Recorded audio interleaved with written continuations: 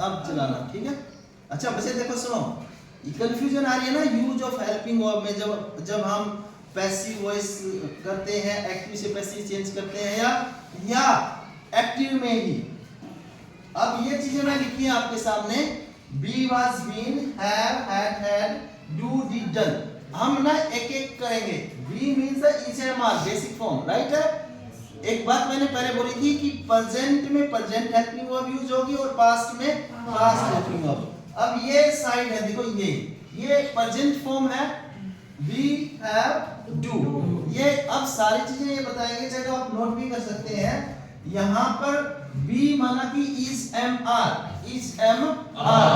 ये कहां पर यूज होती है, इज एम आर कहां पर यूज होती है, माना कि एक्टिव में तो प्रेजेंट कंटीन्यूअस में, कहां पर प्रेजेंट कंटीन्यूअस में, और पैसिव में प्रेजेंट इंडेफिनिट में और प्रेजेंट कंटीन्यूअस में। कहां पर होती है ये, एक्टिव में, कहां पर एक्टिव में होती है, एक्टिव में प्रेजेंट कंटीन्यूअस में, और पैसिव में कहां पर, बोलो तो, प्रेजेंट इंडेफिनिट और कंटीन्यूअस, ठीक है। यहां पर हो गया, ये क्लैरिटी है इसके बारे में। उसके बाद हैज हैव,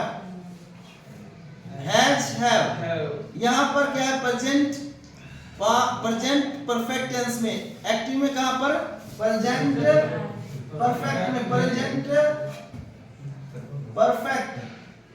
परफेक्ट ये हुआ, राइट है।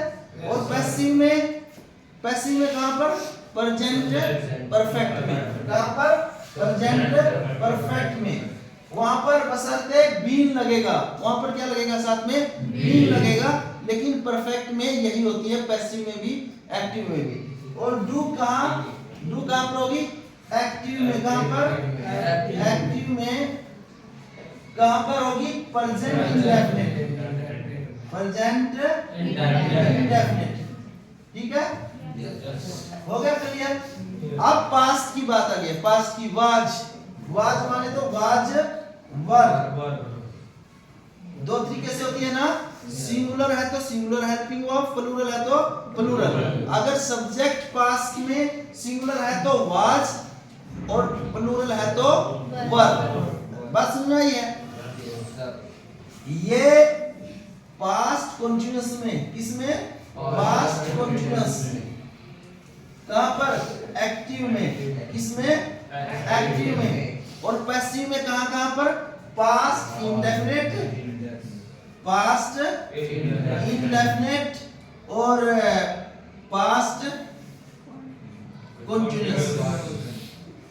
ये वाला पैसिव में, किसमें, पैसिव में, ये वाला पैसिव में, राइट है। दो जगह पर। अब हैड है, हैड परफेक्ट में, पास्ट परफेक्ट में, पास्ट परफेक्ट में, और पैसिव में भी पास्ट परफेक्ट में। पैसिव एक्टिव दोनों में लिख देते हैं, एक्टिव ओब्लिक पैसिव। बात समझ आ गई है, एक्टिव ओब्लिक पैसिव, ये दोनों हो गया है। डिड, ये पास्ट इंडेफिनिट में, किसमें, पास्ट इंडेफिनिट में। एक्टिव फॉर्म में, किसमें, एक्टिव में।